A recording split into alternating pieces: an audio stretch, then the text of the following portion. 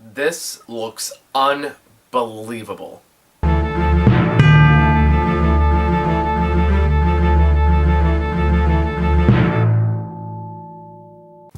guys, welcome to another episode of Very Right or Very Wrong, the show where we take a look at the best and worst of trailers and see what way they're gonna go. So today we're gonna talk, I'm kind of doing a little bit of catch up because I haven't done one of these in a while, so I figured I'd catch up on the trailer I've wanted to talk about for a while that I'm really excited for, which is Godzilla King of the Monsters. Now for those who may not already know, I'm a huge Godzilla fan back from when I was a kid. I have all the original movies on VHS, most of them on VHS, and I know pretty much everything you can think of now about the Godzilla lore, as much as I can learn as a kid anyway, and it still holds a near and dear place in my heart. I really like the last Godzilla movie. I will admit that it has not held up over time as it did when I first saw it, but I still think it's a pretty damn good movie all its own.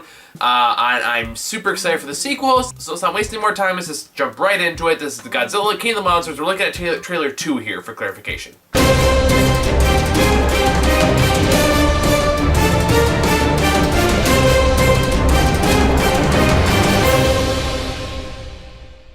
Alright, so very right. There's a lot to go over here, so let's not waste any time. So first things first, the design of the monsters looks unbelievably good.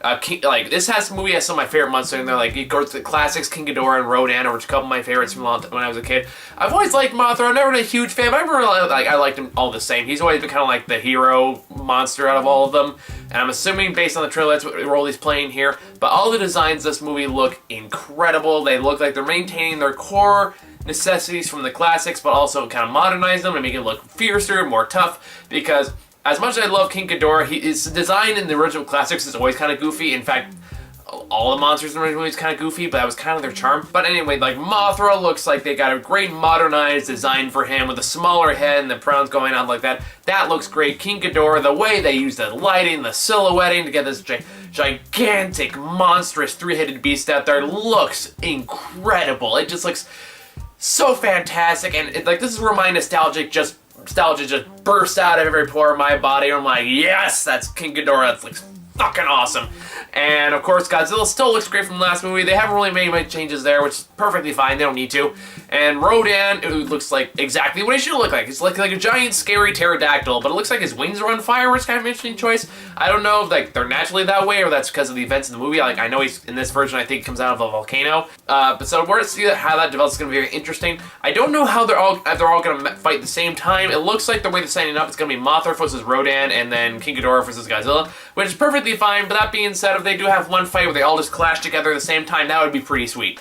Thanks all I got for that one. Let's move on to the next point. The tone. The tone for this is very, very grim and very, very apocalyptic in nature, which I don't want to say is really matches the Godzilla mythology all too much, because especially back when King Ghidorah and Rodan were around, the tones of the movies were very kind of goofy and lighthearted, except if you count the 80s and 90s era. Those were a bit darker, but for the most part they're usually pretty lighthearted. But this one is definitely following suit from the tone from the last Godzilla movie, which is one of the things I think really made this era of Godzilla stand out. So I don't think it's a bad thing they're going back to that. I think they're actually seeming to expand on it, and things seem even more dire, and more death, and more apocalyptic. It really feels like it's amping things up from the last movie, and exploring the concept of this world where these gigantic monsters exist.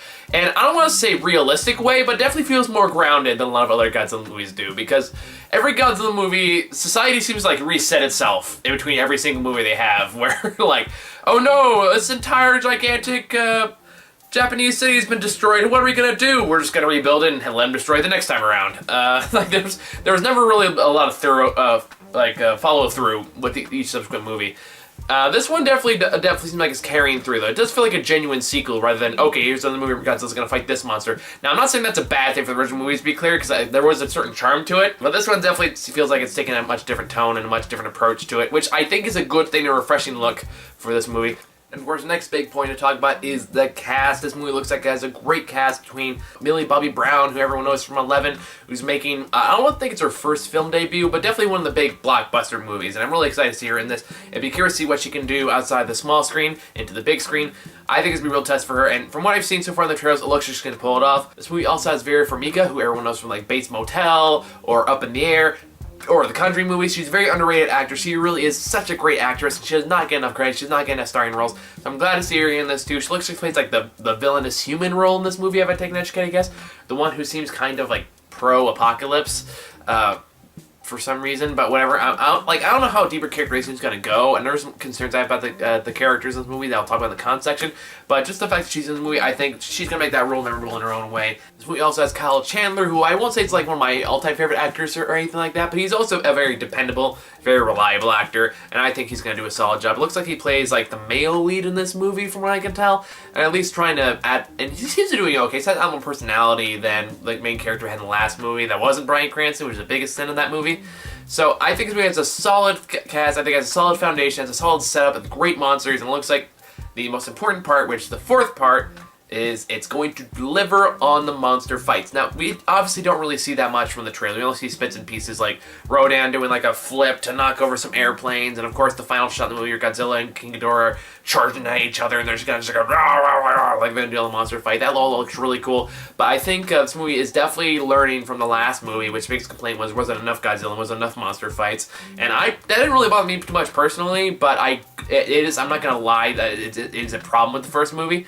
So the fact that it looks like they're definitely going to double down on the monster violence, and more importantly, shooting it so you can see it very clearly, hopefully. Again, I have some concerns when I talk about the cons.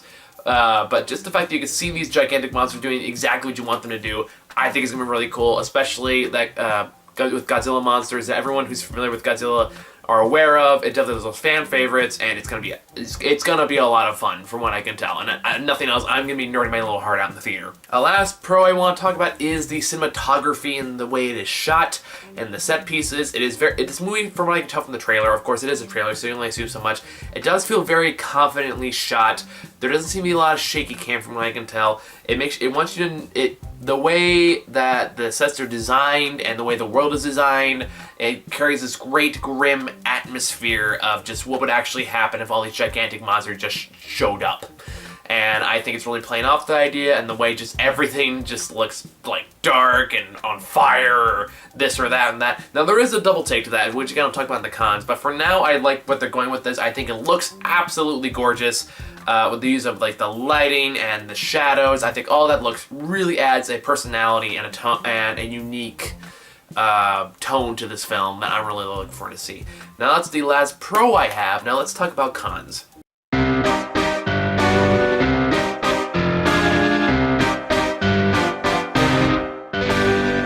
Okay, luckily I don't have a whole lot to discuss in the con section. There's only a couple things I want to bring up.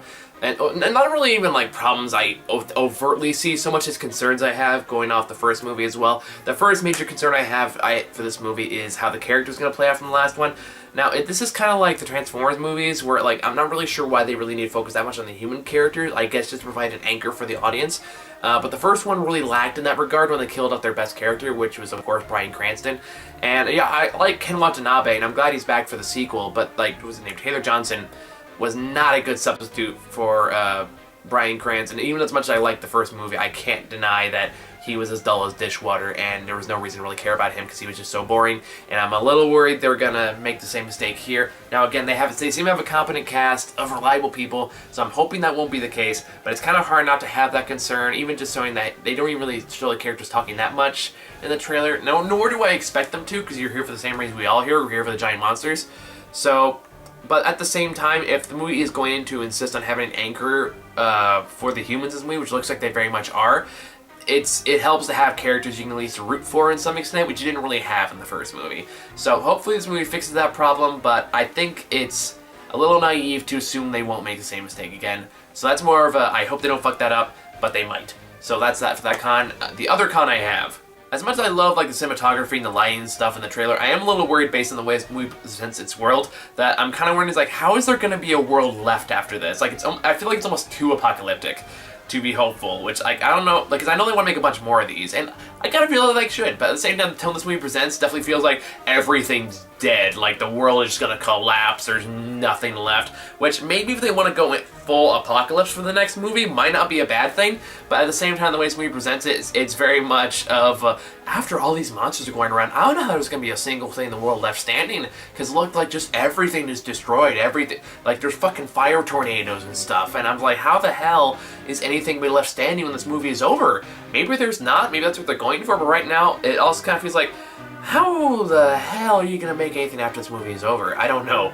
Now, again, that's a minor concern. That's more of a personal preference thing. But I almost feel like it's almost too apocalyptic. Now, of course, that's impossible to say until the movie comes out. But I do think that also kind of, I think it's an important thing to note. My third and last con I have for this movie is I'm a little worried that it's literally a little too dark. And this is a problem the first movie had too. Because if you look at the fight scenes in this trailer, everything's like in rain or smoke or darkness, and it's really hard to kind of see what's happening. And that was the problem the first movie had too, because it was so dark and so smoky and so this or that, it was kind of hard to tell what was actually happening when the fight scenes happened, and I'm a little worried that's the problem that's going to repeat here.